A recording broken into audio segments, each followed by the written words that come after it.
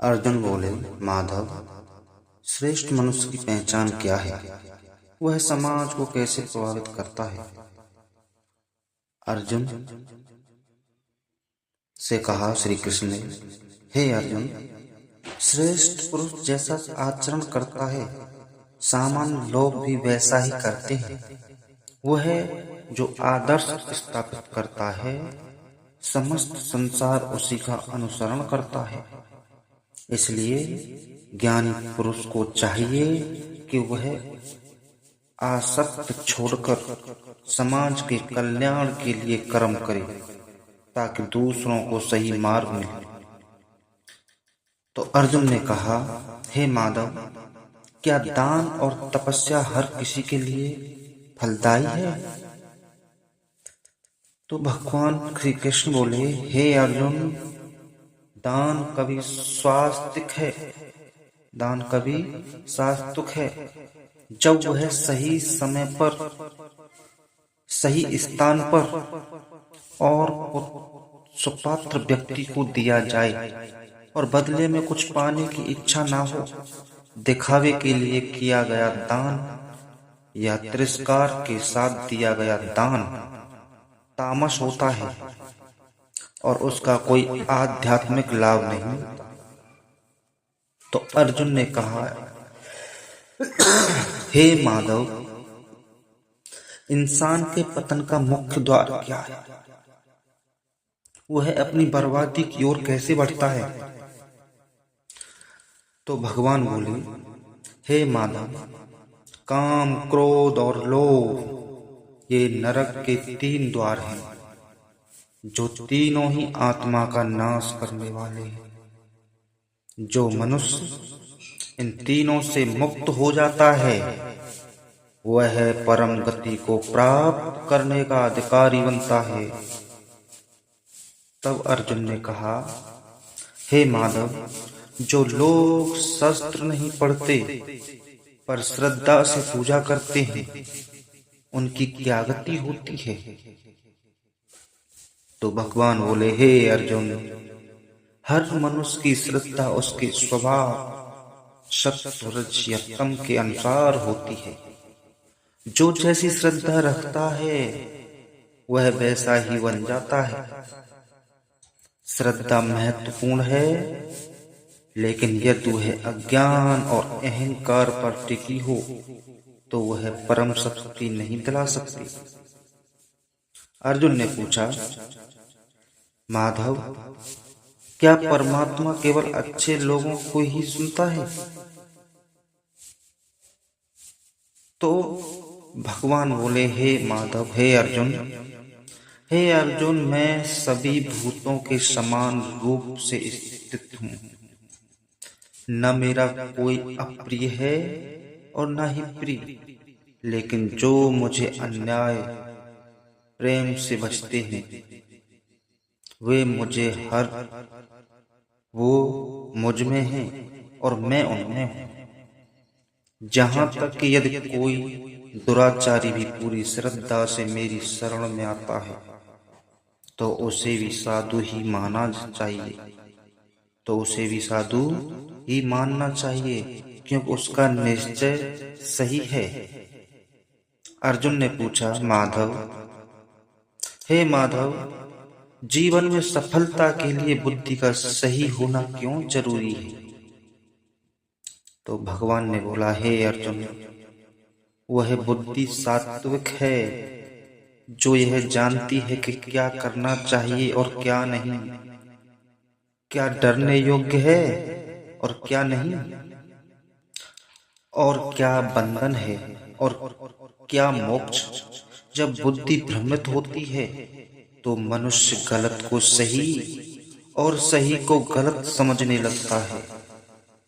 फिर अर्जुन ने पूछा माधव से, हे माधव, मुझे ये बताओ, दुख और सुख में एक समान रहना कैसे संभव है?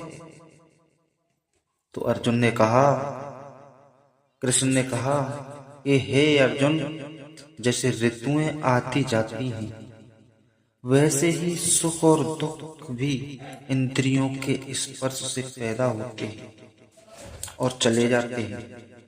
ये अनित्य है। जो धीर पुरुष इन दोनों में विचलित नहीं होता, वही वास्तव में अमृत का पात्र है।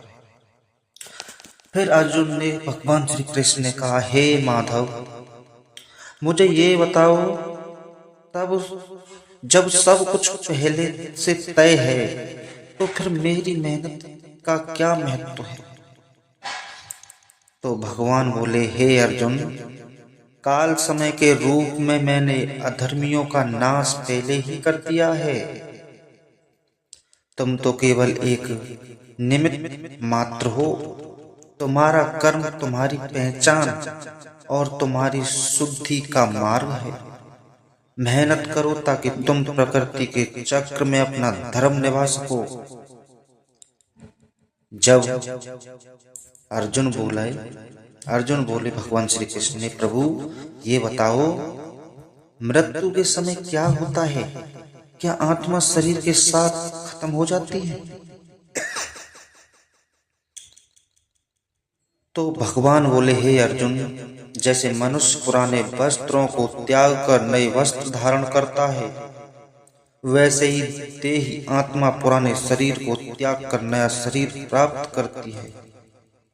आत्मा को न शस्त्र काट सकता है, न आग जला सकती है, न पानी भिगो सकता है और न हवा सुखा सकती है।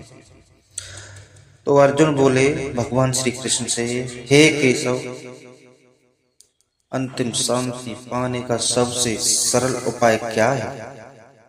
तो भगवान बोले, ईश्वर हर मनुष्य के हृदय में निवास करता है। अपनी पूरी चेतना के साथ उसकी शरण में जाओ। उसकी कृपा से ही तुम्हें शाश्वत शांति और परम धाम प्राप्त होगा। जब तुम में अहंकार को छोड़कर उसमें विलीन हो जाते हो, तभी सारे दुखों का अंत होता है। आगे वीडियो देखने के लिए आप हमारे चैनल पर बने रहें, और जिन लोगों ने हमारे चैनल को सब्सक्राइब नहीं किया है, वो सब्सक्राइब अवश्य करें। राधे कृष्णा, राधे राधे।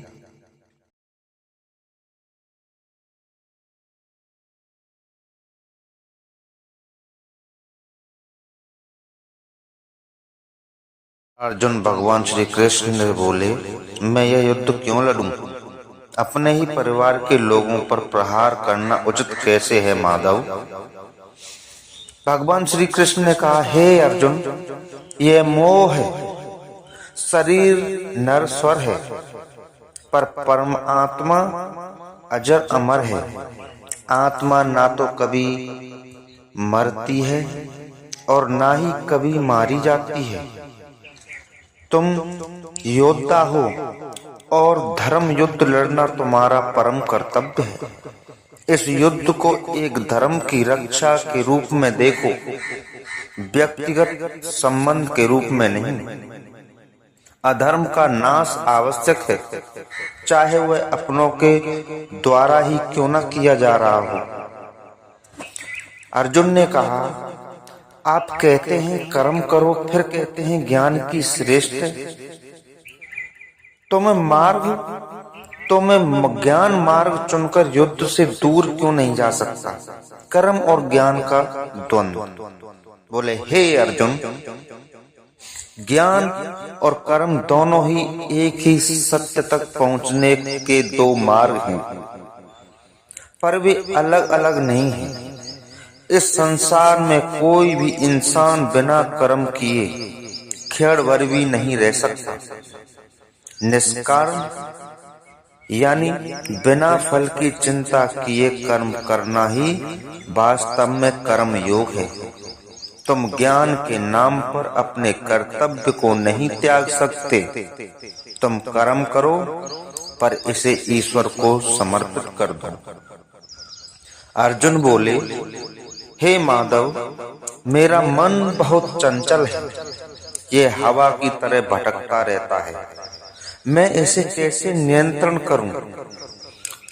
भगवान कृष्ण बोले, हे अर्जुन, मन अत्यंत चंचल और वश में करने में कठिन है। यह सत्य है कि अभ्यास और वैराग्य के द्वार इसे वश में किया जा सकता है। जब मन भटकता है किसी और वस्तु में लगाएं, तो उसे बार बार बलपूर्वक खींचकर वापस अपने लक्ष्य या ईश्वर में लगाना ही अभ्यास है। अर्जुन बोले, माधव, आप कौन हैं? क्या आप भी जन्म और मृत्यु के चक्र में आते हैं? तो भगवान ने कहा, हे अर्जुन, मैं अजन्मा हूं, मैं अनंत हूं, अविनाशी हूं और सभी भूतों का ईश्वर हूं। यद्यपि मैं अपनी प्रकृति माया को वश में करके अपने योग बल से प्रकट होता हूं, पर मैं समय और जन्म मृत्यु के चक्कर से परे हूं। मेरे अनेक जन्म हो चुके हैं जिन्हें तुम नहीं जानते, पर मैं उन सभी को जानता हूं। मैं ही सृजन, पालन और संहार करने वाला हूं। तो अर्जुन बोले, हे प्रभु, हे माधव, सबसे श्रेष्ठ भक्त कौन है? उसे आप कैसे प्राप्त होते हैं?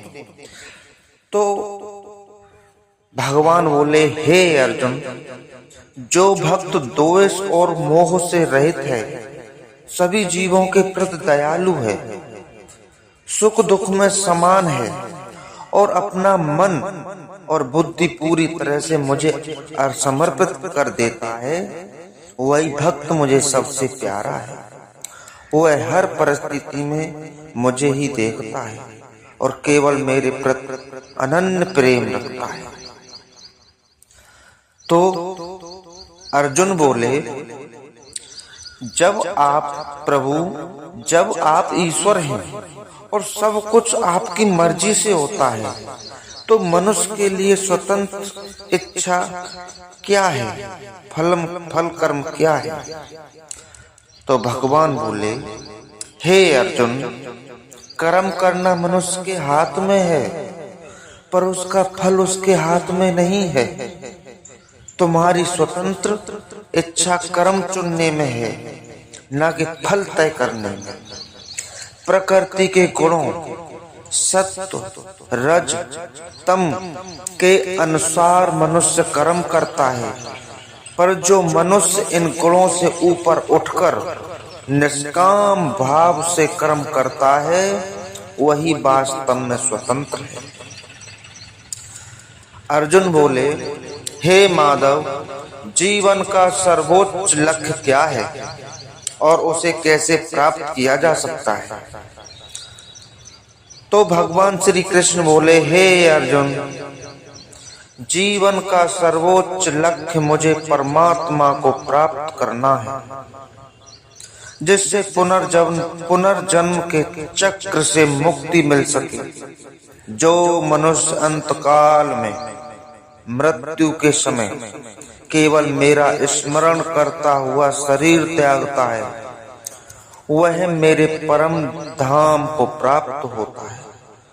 इसके लिए उसे जीवन भर निरंतर मेरा स्मरण करने और योग का अभ्यास करने की आवश्यकता है। अर्जुन बोले, हे माधव, ज्ञान का वास्तविक अर्थ क्या है और ज्ञान प्राप्त होने पर क्या होता है?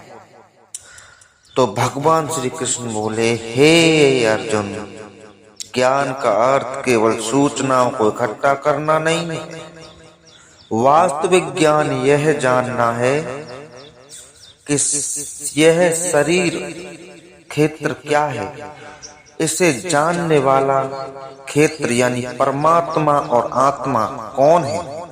जब मनुष्य को यह ज्ञान प्राप्त होता है, तो वह मोह और अज्ञान के पार चला जाता है और सभी भूतों में परमात्मा का दर्शन करता है। तो अर्जुन बोले, हे प्रभु, दुनिया में बहुत से लोग पाखंड करते हैं, क्या उनकी भी मोक्ष की संभावना है? तो बोले, हे अर्जुन, जो लोग अहंकार, शक्ति और पाखंड के वश में होकर शस्त्रों के नियमों का उल्लंघन करते हैं, वे आसुरी स्वभाव वाले होते हैं। ऐसे लोग न सुख प्राप्त करते हैं और न ही सर्वोच्च गति। जब तक मनुष्य अपने अहंकार और दोष को नहीं त्यागता, उसे ज्ञान और शक्ति